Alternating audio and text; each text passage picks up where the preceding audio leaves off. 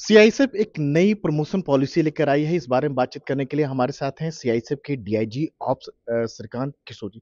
क्यों लेकर आई है सीआईएसएफ? देखिए 2017 की जो हमारी पॉलिसी थी, उस पॉलिसी को रिव्यू करना ज़रूरी था क्योंकि टाइम टू टाइम ये रिव्यू होना चाहिए।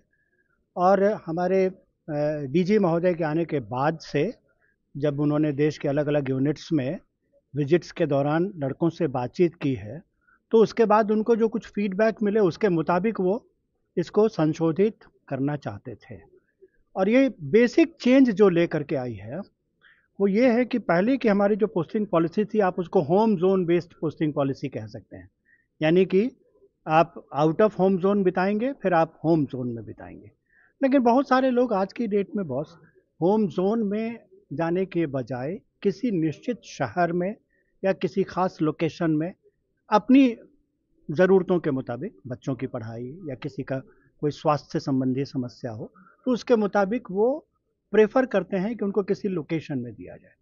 तो इसलिए होम ज़ोन के बजाय चॉइस बनाया जाए और लोगों की पोस्टिंग की पूरी पॉलिसी को 2 हिस्सों में बाँटा जाए। एक आदमी को मोटा-मोटी 21 साल के आसपास का मौका चॉइस बेस्ड पोस्टिंग का मिले और रिमेनिंग पीरियड जो होगा उसका, जो कि मोटा-मोटी 13 साल के आसपास का होगा, जिसमें कि वो फ़ोर्स की ज़रूरत के मुताबिक डिप्लॉय होगा, उसमें उसका कोई चॉइस नहीं होगा। और जो लोग रिटायरमेंट करने वाले हैं उनके लिए भी आप लोगों ने एक नई पॉलिसी बनाई। जी, तो इसी के भीतर में एक और सबसेक्ट बना। ये डिसाइड हुआ कि जब हम लोग नई पॉलिसी लेकर के आएँगे तो इसमें कैसे प्रायोरिटाइज़ करें। जैसे मान लीजिए किसी एक लोकेशन के 25 दावेदार हैं, उन 25 में पहली प्रायोरिटी मिलेगी जो अगले 2 साल में रिटायर होने वाले हैं। दूसरी प्रायोरिटी में वो सिंगल लेडीज़ हैं, सिंगल हैं या विडो हैं। तीसरी प्रायोरिटी में कपल्स हैं। इन लोगों को पहले कंसीडर करेंगे, उसके बाद बाकी सबको कंसीडर करेंगे। मतलब अगर कोई ऐसा कपल है जो गवर्नमेंट जॉब में है, सपोज कीजिए कि पत्नी सीआईएसएफ में है, पति बीएसएफ में है या फिर दोनों कपल हैं, तो उनको भी आप लोग प्रायोरिटीज देंगे कि एक जगह रहकर काम कर सके अपना। जी, बिल्कुल। वैसे ये सिस्टम में महिलाओं के लिए ये बिल्कुल इनबिल्ट है कि महिलाएं केवल अपने पूरे करियर के 6 साल नॉन चॉइस पोस्टिंग करेंगी।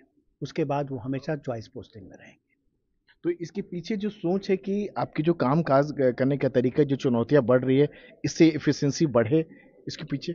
जी हाँ, सबसे बड़ी ज़रूरत ये है कि जैसा हमारे डीजी महोदय का बार-बार का कहना है कि जो जो खुश है, जो मोटिवेटेड है, जो सैटिस्फाइड है, वही बेस्ट वर्कर हो सकता है। तो हमारी कोशिश होनी चाहिए, फ़ोर्स की कोशिश होनी चाहिए कि अपने सारे बल सदस्यों को वो यथासंभव खुश रखे। तो आपका टोटल स्ट्रेंथ अभी जो है तकरीबन 1,90,000 के आसपास है। तो ये जो पॉलिसी कितने लोगों पर लागू होगी और कब से आप लोग पूरी तरह से इम्प्लीमेंट कर देंगे? ये ये 98% ऑफ द टोटल पॉपुलेशन यानी कि सारे के सारे जो नॉन गज़ेटेड ऑफिसर्स हैं, इंस्पेक्टर एंड बिलो, उन सब पर लागू होगी, जो कि हमारी पूरी आबादी का 98% है।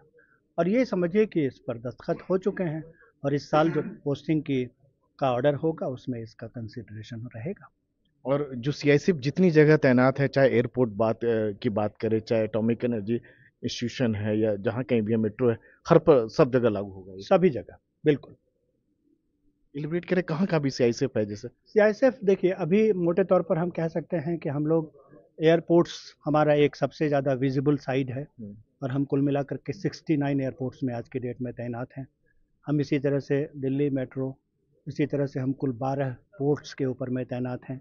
हम सारे एटॉमिक पावर प्लांट्स में हैं, डिपार्टमेंट ऑफ स्पेस के ऑर्गेनाइजेशंस में हैं, सारे स्टील प्लांट्स में हैं, थर्मल प्लांट्स में हैं, हाइडल पावर प्लांट्स में हैं। कुल मिलाकर के 359 यूनिट आज की डेट में सीआईएसएफ की हैं जो देश भर में फैली हुई हैं। तो कुल मिलाकर कोशिश है कि बल के कर्मियों को खुश रखने की कोशिश है, अपने काम को बेहतर तरीके से जी, अंजाम। वेलफेयर एंड ऑपरेशनल एफिशिएंसी, ये दो ही बेसिक फोकस एरिया है डीजीसीआईएसएफ का। इन दोनों को हमेशा हम लोग इंश्योर करेंगे। तो ज़ाहिर-सी बात है कि सीआईएसएफ जो है एक नई परमिशन पॉलिसी लेके आई है ताकि बल का जो कामकाज जो है वो बेहतर तरीके से हो सके।